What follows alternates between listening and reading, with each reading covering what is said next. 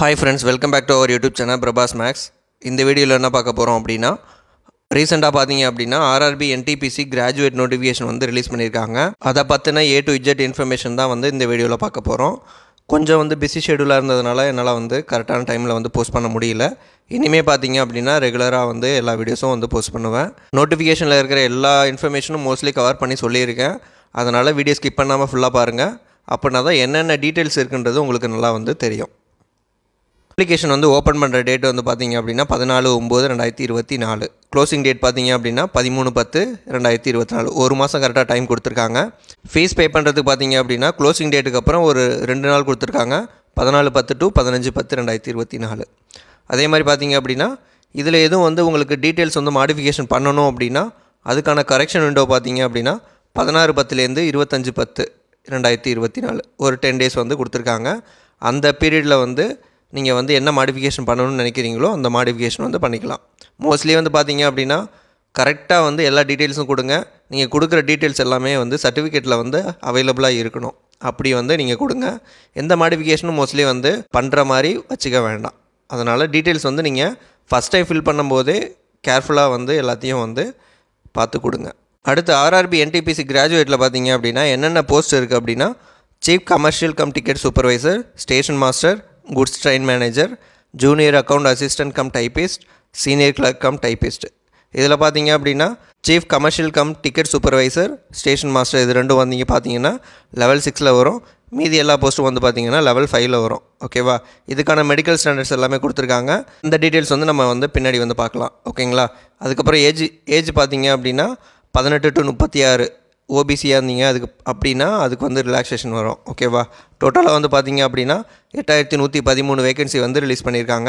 Age லிமிட்டை பொறுத்தளவு பார்த்தீங்க அப்படின்னா 1/1/2025 படி 18லேருந்து 36 வயசுக்குள்ளே இருக்கணும். அதில் வந்து டேட்டு பார்த்தீங்க அப்படின்னா அன்ரிசர்வ்டு எக்கனாமிக்கலி வீக் செக்ஷனாக இருந்தாங்க அப்படின்னா அப்பர் ஏஜ் லிமிட் பார்த்தீங்கன்னா 2/1/1989 முன்னாடி பிறந்தவங்க வந்து எலிஜிபிள் கிடையாது. அதே மாதிரி லோயர் லிமிட் பார்த்தீங்க அப்படின்னா 1/1/2007 அப்புறம் பிறந்தவங்களுக்கு வந்து எலிஜிபிள் கிடையாது. இதே ஓபிசி நான் கிரிமி லேயர் அப்படின்னா 2/1/1986. இதே SC/ST அப்படின்னா 2/1/1984. ஓகேவா? இது எல்லாமே வந்து ரிலாக்ஸேஷன் கொடுத்ததுக்கப்புறம் இதில் கொடுத்துருக்க டேட் வந்து இந்த லோயர் லிமிட் அப்பர் லிமிட் ரெண்டுக்குமே வந்து அந்த 2 டேட்லேயுமே பிறந்தவங்க வந்து எலிஜிபிளாக இருப்பாங்க. அடுத்து வந்து பார்த்தோம் அப்படின்னா மெடிக்கல் ஸ்டாண்டர்டை பொறுத்தளவு NTPCக்கு பார்த்தீங்கன்னா A2 A3 B2 C2 பார்க்குறாங்க. A2 பார்த்தீங்க அப்படின்னா 6/9 வித்தவுட் கிளாஸ் போட்டிருக்கவங்க இதுக்கு வந்து எலிஜிபிள் கிடையாது. நீங்கள் கிளாஸ் இல்லாமல் 6/9 வந்து எலிஜிபிளாக இருந்தீங்க அப்படின்னா எலிஜிபிள். ஓகேங்களா? கிளாஸ் போட்டிருந்துமே 6/9 வந்து நீங்கள் உங்களுக்கு ஸ்பெக்ஸ் இல்லாமல் சொல்ல முடியுது அப்படின்னா உங்களுக்கு வந்து நீங்கள் eligible. Colour vision, binocular vision, night vision, mesopic vision இது எல்லாத்துலேயும் வந்து நீங்கள் வந்து பாஸ் பண்ணணும். அப்படின்னா தான் வந்து A2க்கு எலிஜிபிள். A2 பொறுத்தளவு பார்த்தீங்க அப்படின்னா station master, goods train manager இந்த 2 போஸ்ட்டுக்கு வந்து A2 வந்து மெடிக்கல் ஸ்டாண்டர்டாக வச்சுருக்காங்க. அடுத்து B2 பார்த்தீங்க அப்படின்னா chief commercial come ticket supervisor இந்த போஸ்ட்டுக்கு வந்து B2 மெடிக்கல் ஸ்டாண்டர்ட் கேட்குறாங்க. இதை பொறுத்தளவு பார்த்தீங்கன்னா physically fit in all respect, 6/9 6/12 with or without glasses, power of lens வந்து 4 டயாப்டர் மேலே இருக்கக்கூடாது. ஓகேவா? இந்த 4 டயாப்டருக்குள்ளேயே வந்து பார்த்தீங்கன்னா இன்கேஸ் வந்து சிலிண்ட்ரிக்கல் வேல்யூ வந்து உங்கள் ஸ்பெக்ஸ்க்கு வருது அப்படின்னா அந்த வேல்யூ சேர்த்து தான் வந்து உங்களுக்கு அந்த 4 டயாப்டர்ன்றது மென்ஷன் பண்ணி கொடுத்துருக்காங்க. ஓகேவா? கலர் பிளைண்ட்னஸ் இருக்குது அப்படின்னா A2 A3க்கு மட்டும்தான் வந்து எலிஜிபிள் இருக்க மாட்டீங்க. B2 C2க்கு வந்து எலிஜிபிளாக இருப்பீங்க. அடுத்த மெடிக்கல் ஸ்டாண்டர்ட் பார்த்தோம் அப்படின்னா C2 பொறுத்தளவு பார்த்தீங்கன்னா junior account assistant cum typist, senior clerk cum typist இந்த 2 போஸ்ட்டுக்கும் C2 மெடிக்கல் ஸ்டாண்டர்ட் வந்து கேட்குறாங்க. இது வந்து பார்த்தீங்கன்னா physically fit in all respect, 6/12 நில்லு வித் ஆர் வித்தவுட் கிளாஸஸ். இது வந்து இதை பொறுத்தளவு பார்த்தீங்க அப்படின்னா C2 பொறுத்தளவு லோயஸ்ட் மெடிக்கல் ஸ்டாண்டர்ட் தான். அதனால் வந்து இதை வந்து ஈஸியாக கிளியர் பண்ணிடலாம். நீங்கள் ப்ரெஃபரன்ஸ் கொடுக்கும்போது அந்த மெடிக்கல் ஸ்டாண்டர்டுக்கு வந்து நீங்கள் எலிஜிபிளாக இருக்கீங்களான்னு ஒன் டைம் வந்து செக் பண்ணி பார்த்துக்கோங்க. அதுக்கப்புறம் லேசிக் சர்ஜரி பண்ணியிருந்தாங்க அப்படின்னா அவங்க வந்து A2 A3க்கு வந்து எலிஜிபிள் கிடையாது. மீதி எல்லாத்துக்குமே வந்து அவங்க எலிஜிபிளாக இருப்பாங்க. அதான் ஃபீஸ் பொறுத்தளவு பார்த்தீங்க அப்படின்னா person with disabilities, female, transgender, ex service men, SC/ST, minority communities, economically backward class இவங்க எல்லாத்துக்கும் பார்த்தீங்க அப்படின்னா 250 ரூபா. இதை தவிர மீதி இருக்கிற எல்லாத்துக்கும் பார்த்தீங்கன்னா 500 ரூபா. இதை பொறுத்தளவு பார்த்தீங்க அப்படின்னா நீங்கள் ஃபஸ்ட்டு ஸ்டேஜ் அட்டன் பண்ணீங்க அப்படின்னா கண்டிப்பாக வந்து 400 ரூபாயில் பேங்க் சார்ஜஸ் எடுத்துகிட்டு மீதி வந்து உங்களுக்கு ரிட்டர்ன் பண்ணிடுவாங்க. நீங்கள் ஃபஸ்ட்டு வந்து இந்த எக்ஸாம் வந்து அட்டன் பண்ணலை அப்படின்னா ஃபுல் காசும் வந்து ரீஃபண்ட் பண்ண மாட்டாங்க. நீங்கள் அட்டன் பண்ணீங்க அப்படின்னா அதுக்கப்புறம் பார்த்தீங்கன்னா ₹400 பேங்க் சார்ஜஸை தவிர்த்து மீதியை வந்து நமக்கு ரீஃபண்டாக வந்து கொடுப்பாங்க. ரெக்ரூட்மெண்ட் ப்ராசஸ் பார்த்தீங்க அப்படின்னா ஃபஸ்ட் ஸ்டேஜை பொறுத்தளவு பார்த்தீங்கன்னா common for all post, second ஸ்டேஜும் காமன் ஃபார் ஆல் போஸ்ட், ஓகேவா.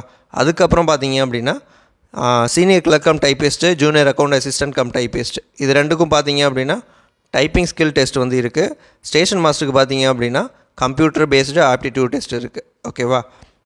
எக்ஸாம் பேட்டர்ன் பார்த்தோம் அப்படின்னா CPT 1 பொறுத்தளவு மொத்தம் வந்து பார்த்திங்கன்னா 100 கொஷின், அதில் ஜென்ரல் அவேர்னஸ் 40 கொஷின், மேக்ஸ் வந்து 30 கொஷின், ரீசனிங் வந்து 30 கொஷின்.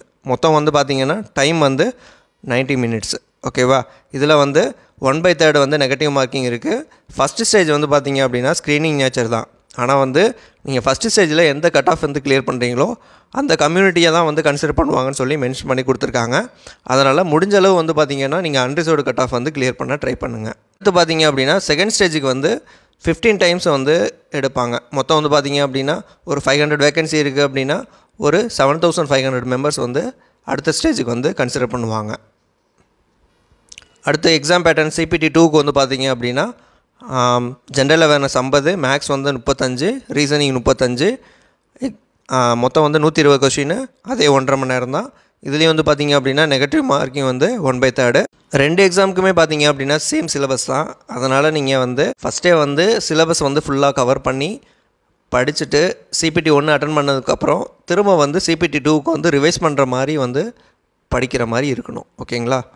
அடுத்து வந்து பார்த்திங்க அப்படின்னா சிலபஸை பொறுத்தளவு மேக்ஸு, ரீசனிங், ஜென்ரல் அவேர்னஸ்ஸு, இதை பொறுத்தளவு பார்த்திங்க அப்படின்னா மேக்ஸு ரீசனிங்கில் வந்து நீங்கள் எந்த அளவுக்கு மார்க் வந்து அதிகமாக ஸ்கோர் பண்ணுறீங்களோ அந்த அளவுக்கு வந்து உங்களுக்கு வெற்றி வந்து அதிகமாக பாசிபிலிட்டி இருக்குது, ஓகேவா. மேக்ஸு ரீசனிங் வந்து ரொம்ப முக்கியம். ஃபஸ்ட்டு ஸ்டேஜில் பொறுத்தளவு பார்த்திங்க அப்படின்னா 60 கொஷின் வரும், செகண்ட் ஸ்டேஜில் வந்து 70 கொஷின் வரும், ஓகேவா. இந்த 60 கொஷின் இல்லாமல் GKல வந்து ஒரு 20 கொஷின்ஸ் வந்து எக்ஸ்ட்ரா வந்து அடிக்கிற மாதிரி பார்த்துக்க வேண்டியதான், ஓகேவா. கட் ஆஃப் வந்து பார்த்திங்க அப்படின்னா கண்டிப்பாக அதிகமாக தான் வரும். ஏன்னா வந்து வேகன்சி வந்து போன டைமை விட இந்த டைம் வந்து ரொம்ப லெஸ்ஸாக தான் இருக்குது. அதனால் கட் ஆஃப் அதிகமாக தான் வரும். நீங்கள் எப்போயுமே வந்து பார்த்திங்க அப்படின்னா அன்ரிசர்வ்டு கட் ஆஃப் வந்து கிளியர் பண்ணுற அளவுக்கு நல்லா வந்து படித்து எழுதுங்க, ஓகேங்களா. இதுக்கான ஸ்ட்ராட்டஜி வீடியோ வந்து அடுத்து நான் வந்து போஸ்ட் பண்ணுறேன். அதில் வந்து நீங்கள் பார்த்து எப்படி படிக்கணுன்றதை நீங்கள் தெரிஞ்சு வச்சுக்கோங்க. அடுத்து வந்து பார்த்திங்க அப்படின்னா கம்ப்யூட்டர் பேஸ்டு ஆப்டிடியூட் டெஸ்ட்டு. இந்த டெஸ்ட் வந்து பார்த்திங்க அப்படின்னா SMக்கு மட்டும்தான், SM ஸ்டேஷன் மாஸ்டர் போஸ்ட்டுக்கு மட்டும்தான் வந்து கேட்பாங்க. இதில் வந்து பார்த்திங்க அப்படின்னா மினிமம் T ஸ்கோர் 42 மார்க்ஸ் வந்து எடுத்துருக்கணும். 22 கிளியர் பண்ணதில் ஒரு 8 டைம்ஸ் வந்து எடுத்து அவங்களுக்கு வந்து CBAT டெஸ்ட் வந்து கண்டக்ட் பண்ணுவாங்க. இந்த கண்டக்ட் பண்ணும்போது விஷன் சர்டிஃபிகேட் வந்து நீங்கள் ப்ரொடியூஸ் பண்ணணும். கம்ப்யூட்டர் பேஸ்ட் ஆப்டிடியூட் டெஸ்ட் வந்து இங்கிலீஷ் அண்ட் ஹிந்தியில் மட்டும்தான் இருக்கும். இதுக்கு வந்து நெகட்டிவ் மார்க்கிங் கிடையாது. இது முடித்ததுக்கப்புறம் எப்படி செலெக்ஷன் பண்ணுவாங்க அப்படின்னா நீங்கள் செகண்ட் ஸ்டேஜில் எடுத்ததில் 70%, அதுக்கப்புறம் பார்த்தீங்கன்னா கம்ப்யூட்டர் பேஸ்ட் ஆப்டிடியூட் டெஸ்ட்டில் எடுத்ததில் 30% வெயிட்டேஜ். இதை பேஸ் பண்ணி தான் வந்து இந்த ஸ்டேஷன் மாஸ்டருக்கு வந்து போஸ்ட் வந்து அலாட் பண்ணுவாங்க. இந்த இதில் டோட்டலாக நீங்கள் எவ்வளோ மார்க் எடுக்கிறீங்களோ அதை பொறுத்து உங்களுக்கு வந்து போஸ்ட் வந்து கிடைக்கும். பார்த்தீங்க அப்படின்னா டைப்பிங் ஸ்கில் டெஸ்ட் வந்து எந்த போஸ்ட்டுக்கு தேவைப்படும் அப்படின்னா senior clerk cum typist, junior account assistant cum typist, இது ரெண்டுக்கும் வந்து டைப்பிங் ஸ்கில் டெஸ்ட் கேட்பாங்க. இது வந்து குவாலிஃபையிங் நேச்சர் தான், ஓகேவா. இதில் எவ்வளோ வேகன்சி இருக்கோ அதுக்கு 8 டைம்ஸ் வந்து கேண்டிடேட்ஸ் வந்து கூப்பிட்டு அவங்களுக்கு வந்து இந்த ஸ்கில் டெஸ்ட்டை வந்து கண்டக்ட் பண்ணுவாங்க. இதில் வந்து பார்த்தீங்க அப்படின்னா நீங்கள் 30 வேர்ட்ஸ் பர் மினிட் வந்து இங்கிலீஷில் வந்து அடிக்கணும். இதே ஹிந்தியாக இருந்தது அப்படின்னா 25 வேர்ட்ஸ் பர் மினிட். CPT 2 வந்து ரிசல்ட் வரதுக்கு கொஞ்சம் வந்து டைம் இருக்கும். அந்த டைமில் கூட நீங்கள் வந்து இந்த டைப்பிங் ஸ்கில் டெஸ்ட்டுக்கு வந்து ப்ராக்டிஸ் பண்ணிங்க அப்படின்னா போதும், ஓகேவா. அடுத்து வந்து டாக்குமெண்ட் வெரிஃபிகேஷன் பார்த்தீங்க அப்படின்னா எவ்வளோ வேகன்சி இருக்கோ அந்த வேகன்சிக்கு ஈக்குவலாக தான் வந்து கேண்டிடேட்ஸை வந்து கால் பண்ணுவாங்க, ஓகேவா. 436 வேகன்சி இருக்குது அப்படின்னா 436 மெம்பர்ஸ் மட்டும் தான் கூப்பிடுவாங்க. இன்கேஸ் வந்து அதில் யாரும் ரிஜெக்ட் ஆகிட்டாங்க அப்படின்னா அதுக்கு அடுத்த லிஸ்ட்டில் வந்து உங்களை வந்து கூப்பிடுவாங்க. டாக்குமெண்ட் வெரிஃபிகேஷனுக்கு என்னென்ன சர்டிஃபிகேட் வேணும் அப்படின்றத அடுத்த வீடியோவில் நான் வந்து உங்களுக்கு போஸ்ட் பண்ணுறேன். அதில் பார்த்து தெரிஞ்சுக்கோங்க. RRB சென்னையை பொறுத்தளவு பார்த்தீங்க அப்படின்னா 436 வேகன்சி வந்து கொடுத்துருக்காங்க. இது வந்து ரொம்ப கம்மியான வேகன்சி தான், ஓகேவா. இங்கே மோஸ்ட்லி வந்து பார்த்தீங்க அப்படின்னா கட் ஆஃப் வந்து ரொம்ப அதிகமாக வரும். ஏன்னா நான் டெக்னிக்கலை பொறுத்தளவு பார்த்தீங்க அப்படின்னா SSC UPSC படிக்கிற எல்லாருமே பார்த்தீங்கன்னா GK, மேக்ஸ், ரீசனிங் எல்லாத்துலேயுமே வந்து கொஞ்சம் வந்து நல்லா பண்ணுவாங்க. அதனால் கண்டிப்பாக வந்து கட் ஆஃப் வந்து நல்லாவே வரும், ஓகேவா. அதனால் நீங்கள் கண்டிப்பாக வந்து மினிமமாக வந்து 80+ வந்து ஃபஸ்ட்டு ஸ்டேஜ்லேயும் 100+ வந்து செகண்ட் ஸ்டேஜ்லேயும் மார்க் எடுக்கிறதுக்கு ட்ரை பண்ணுங்கள். அந்த அளவுக்கு வந்து ப்ரிப்பேர் பண்ணுங்கள். இதை பொறுத்தளவு பார்த்தீங்க அப்படின்னா chief commercial come ticket supervisor வந்து 155 வேகன்சி, ஸ்டேஷன் மாஸ்டர் வந்து 8 வேகன்சி, குட்ஸ் ட்ரெயின் மேனேஜர் வந்து 9 vacancy, junior account assistant cum typist வந்து ஐசிஎஃப்பில் வந்து 25 வேகன்சி, எஸ்ஆரில் வந்து 144 வேகன்சி. ஐசிஎஃப் அப்படின்னா ஐசிஎஃப் பெரம்பூரில் மட்டும்தான் போஸ்டிங் போடுவாங்க. அங்கே மட்டும்தான் நீங்கள் வந்து ஃபுல்லாக ஒர்க் பண்ணுற மாதிரி இருக்கும். இதே வந்து எஸ்ஆர் அப்படின்னா ஏதாவது ஒரு டிவிஷனில் வந்து அலாட் பண்ணுவாங்க. சீனியர் கிளர்க் கம் டைப்பிஸ்ட் அப்படின்னா ஐசிஎஃப்பில் வந்து 19 வேகன்சி, எஸ்ஆரில் வந்து 76 வேகன்சி. மொத்தம் வந்து பார்த்திங்க அப்படின்னா 436 வேகன்சி இருக்குது. அடுத்து ஜென்ரல் இன்ஸ்ட்ரக்ஷன் பார்த்தோம் அப்படின்னா ஃபைனல் ரிசல்ட்டுக்காக வெயிட் பண்ணிகிட்டு இருக்கவங்க அப்ளை பண்ண முடியாது. இப்போ வந்து இந்த நோட்டிஃபிகேஷன் க்ளோசிங் டேட்டுக்குள்ளே ரிசல்ட் வந்துருச்சு அப்படின்னா அவங்க வந்து அப்ளை பண்ணலாம். ஓகேவா? அதுக்கடுத்து பார்த்தீங்க அப்படின்னா ஒன் டைம் ரிஜிஸ்ட்ரேஷன் பண்ணும்போது மொபைல் நம்பர், இமெயில் ஐடி, அப்புறம் அந்த டீட்டெயில்ஸ்லாம் கொடுக்குறோம்ல, அந்த டீட்டெயில்ஸ் வந்து நம்மளால் எடிட் பண்ண முடியாது. ஓகேவா? மாடிஃபை பண்ண முடியாது. அதனால் அது கொடுக்கும்போது கண்டிப்பாக வந்து எல்லாத்தையும் செக் பண்ணி கொடுங்க. 10th மார்க் ஷீட்டில் எப்படி நேம் இருக்கோ அந்த நேமை அப்படியே கொடுங்க. ஓகேங்களா? Name, father name, date of birth இது எல்லாமே வந்து எந்தாவது ஒரு சர்டிஃபிகேட்டில் நீங்கள் எப்படி இருக்கோ அந்த மாதிரி தான் நீங்கள் வந்து கொடுக்கணும். ஓகேவா? நீங்கள் வந்து மாற்றி கொடுத்தீங்க அப்படின்னா வந்து ரிஜெக்ட் பண்ணுறதுக்கான வாய்ப்புகள் இருக்குது. ஓகேவா? அடுத்து வந்து பார்த்தீங்க அப்படின்னா எக்ஸாம் லாங்குவேஜை பொறுத்தளவு இங்கிலீஷ் வந்து டிஃபால்ட் லாங்குவேஜாக வச்சுருப்பாங்க. இன்கேஸ் வந்து நீங்கள் தமிழில் பார்க்கணும் அப்படின்னா நீங்கள் வந்து எக்ஸாம் லாங்குவேஜை வந்து தமிழில் கொடுங்க. அப்படின்னா தான் வந்து தமிழ் அண்ட் இங்கிலீஷில் வந்து கொஷின்ஸ் வந்து பார்த்துக்கலாம். ஓகேங்களா? கேஸ் வந்து தமிழ், இங்கிலீஷ் ரெண்டுக்கும் வந்து டிஃப்ரென்ஸ் இருக்குது அப்படின்னா இங்கிலீஷில் என்ன கொஷின்ஸ் கொடுத்துருக்காங்களோ அந்த கொஷின் தான் வந்து ஃபைனல் சொல்லி கொடுத்துருக்காங்க. அதனால் மோஸ்ட்லி வந்து நீங்கள் பார்த்தீங்கன்னா இங்கிலீஷில் வந்து மேக்ஸிமம் ரீட் பண்ணுறதுக்கு ட்ரை பண்ணுங்கள். அதுக்கப்புறம் பார்த்தீங்க அப்படின்னா அப்ளை பண்ணுறதுக்கு என்னென்ன டாக்குமெண்ட்ஸ் வந்து தேவைப்படும் அப்படின்னா எல்லா education certificate with white colour background ஒரு லைட் கலர் பேக்ரவுண்டு. மோஸ்ட்லி வந்து பார்த்தீங்க அப்படின்னா ஒயிட் கலர் பேக்ரவுண்டு தான் வந்து மோஸ்ட்லி கேட்பாங்க. அதனால் ஒயிட் கலரில் பேக்ரவுண்ட்லேயே நீங்கள் வந்து ரெடி பண்ணி வச்சுக்கோங்க. சிக்னேச்சரும் பார்த்தீங்க அப்படின்னா 20 to 50 கேபிக்குள்ளே இருக்கணும். அடுத்து வந்து பார்த்தீங்க அப்படின்னா OBC certificate, SC ST certificate கண்டிப்பாக இருக்கணும். அதில் வந்து சர்டிஃபிகேட் நம்பர் கேட்பாங்க. ஓபிசி அப்படின்னா சர்டிஃபிகேட் நம்பர் கேட்பாங்க. எஸ்சி எஸ்டி அப்படின்னா நீங்கள் வந்து சர்டிஃபிகேட் வந்து அப்லோட் பண்ணுற மாதிரி இருக்கும். ஓகேவா? அடுத்து டாக்குமெண்ட் வெரிஃபிகேஷனில் என்னென்ன சர்டிஃபிகேட் வந்து கேட்பாங்க, எப்படி வந்து இருக்கணும் அப்படின்றதுக்கு நான் வந்து தனியாக வந்து ஒரு வீடியோ வந்து போஸ்ட் பண்ணுறேன். ஓபிசி சர்டிஃபிகேட்டை பொறுத்தளவு பார்த்தீங்க அப்படின்னா இந்த கரண்ட் ஃபினான்ஷியல் இயரில் நீங்கள் அப்ளை பண்ணுறதுக்கு முன்னாடி நீங்கள் ஓபிசி எலிஜிபிலிட்டியாக இருக்கணும். அதாவது க்ளோசிங் டேட் முடியறதுக்கு முன்னாடி நீங்கள் வந்து ஓபிசி எலிஜிபிளாக இருக்கணும். ஓபிசி சர்டிஃபிகேட் வந்து உங்கள் கையில் இருக்கணும். அந்த சர்டிஃபிகேட் நம்பரை வந்து நீங்கள் கொடுங்க. ஆர்ஆர்பி என்டிபிசி கிராஜுவேட் எக்ஸாமுக்கு எப்படி அப்ளை பண்ணலாம் அப்படின்னு சொல்லி அப்ளை பண்ணுறதுக்கு வந்து தனியாக ஒரு வீடியோ வந்து நான் உங்களுக்கு கொடுக்குறேன். அதை பார்த்து நீங்கள் வந்து அப்ளை பண்ணிக்கோங்க.